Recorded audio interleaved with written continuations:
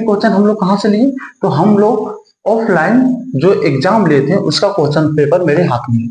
ये सभी क्वेश्चन जो पेपर है इसको आप पीडीएफ के रूप में भी इस क्वेश्चन को आप मेरे लिंक से आप आराम से देख सकते हो और ले सकते हो। देखिएगा इस क्वेश्चन को हम लोग बारी बारी से सोल्व करेंगे। इस जो क्वेश्चन दिया गया है ये बोर्ड परीक्षा जो होती है उसके दृष्टि से बहुत इंपॉर्टेंट है, क्योंकि इसमें सभी क्वेश्चन इंपॉर्टेंट क्वेश्चन है। इसलिए आप पूरे ध्यान से देखिएगा।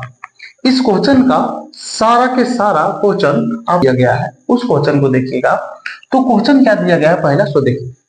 पहला क्वेश्चन लिखा हुआ है कि 156 को अभाज्य गुणनखंडों के रूप में व्यक्त कीजिए।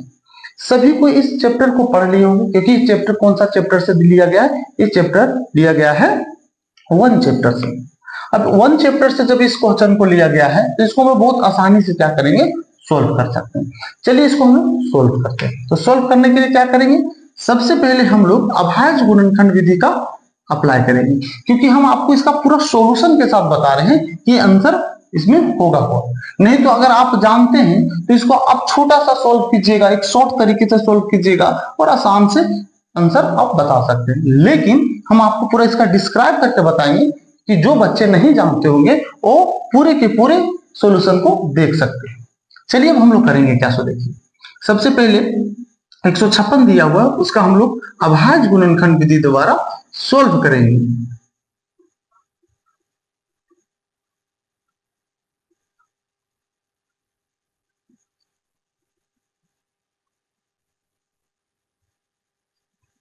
चलिए 156 सबसे पहले हम लोग लिख लेते हैं और इसका हम लोग क्या करेंगे? गुणनखंड करेंगे। कितना से लगेगा?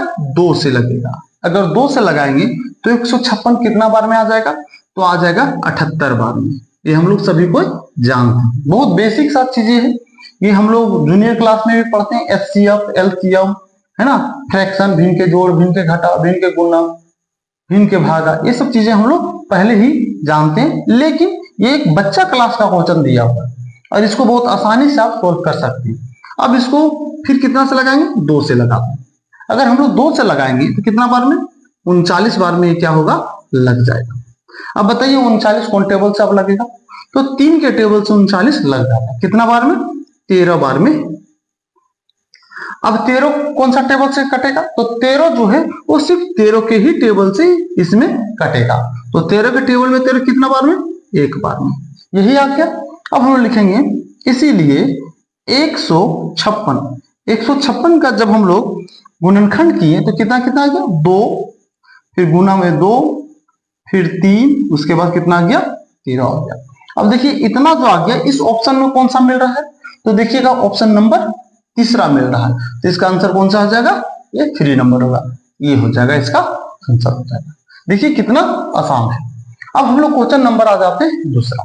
क्वेश्चन नंबर दूसरा में क्या दिया हुआ है कि यदि a बराबर एक्स क्यूब और यहां दिया हुआ है, थोड़ा सा मिस्टेक हो गया, यहाँ है वाई स्क्वायर और b बराबर दिया हुआ है एक्स वाई क्यूब। तो एचसीएफ हम लोग को क्या बोल रहा है? ज्ञात करने बोल रहा है। चलिए इसको भी सोल्व करते हैं। ये भी बहुत आसान सा क्वेश्चन है ना। इसमें हम लोग क्या करेंगे? a बराबर दिया हुआ है कितना? एक्स क्यूब और वाई स्क्वायर। इसको हम लोग क्या कर सकते हैं? इसको हम लोग क्या कर सकते हैं? तो देखिएगा, क्या x को 3 बार लिख सकते हैं? हाँ, क्यों नहीं लिख सकते, है ना। और y पर स्क्वायर है, इसका मतलब y को हम लोग क्या करेंगे? 2 बार लिख सकते हैं। अब इसी तरह से हम लोग क्या करेंगे? b का वैल्यू लिखते हैं। तो b का वैल्यू कितना दिया हुआ है? X Y cube. इसको भी हम लोग क्या करेंगे? x y को हम लोग 3 बार लिख सकते हैं, y इंटू वाई, है ना। अब हम लोग करना क्या है? इसमें जो जो चीजें इसमें मिलेगा, है ना, उसको हम लोग क्या करेंगे? उसको हम लोग एचसीएफ के रूप में लिखेंगे। तो एचसीएफ यानी highest common of factor, a, b दिया हुआ है, यही दिया हुआ है। एचसीएफ का भी फुल फॉर्म बताएं, क्या बताएं? हाईएस्ट कॉमन ऑफ फैक्टर, है ना। तो a और b क्या है? ध्यान दीजिए, a और b जो दिया हुआ है ये पहली संख्या और दूसरी संख्या दिया हुआ है। अब हम लोग इससे a और b से लेना देना तो कुछ है, सिर्फ हम लोग को ये देखना है कि एचसीएफ में क्या होता है कि जो दोनों में रहता है उसको हम लोग मिलाकर हम लोग क्या करते हैं, लिखते हैं। देखिएगा इसमें भी एक्स है, इसमें भी एक्स है, तो हम लोग क्या करेंगे, यहाँ एक्स लिखेंगे। यही तो है बेसिक कॉन्सेप्ट। उसके बाद यहाँ और एक्स है तो इसमें और एक्स है नहीं, यहाँ एक और एक्स है तो इसमें एक और एक्स नहीं है बी में। उसके बाद क्या आ जाता है, ए में वाई है तो बी में भी वाई है, तो ए और ये क्या हो रहा है, मिल जा रहा है, तो हम लोग क्या करेंगे, वाई लिखेंगे। उसके बाद इसमें एक और वाई है तो इसमें भी एक और वाई है, हम लोग एक और वाई लिख देते हैं। अब यहाँ एक और वाई बच जाता है बी में, लेकिन ए में वाई है ही नहीं तो हम लोग नहीं लिखेंगे, बस इतना ही लिखेंगे। अब क्या करेंगे, लिखेंगे एक्स आगे, क्यों वाई यहाँ कितना है, 2, तो इसका पावर 1 है, इसका पावर 1 है। गुना में पावर को क्या करते हैं हम लोग, जोड़ देते हैं। तो 1 और 1 को जोड़ दीजिए, कितना हो जाएगा, 2, यानी वाई का स्क्वायर। यही क्या हो जाएगा, इसका आंसर हो जाएगा। लेकिन देखेंगे कि ऑप्शन नंबर कितना में है, तो ये ऑप्शन नंबर कितना में है, 3 में। कितना आसान है ये।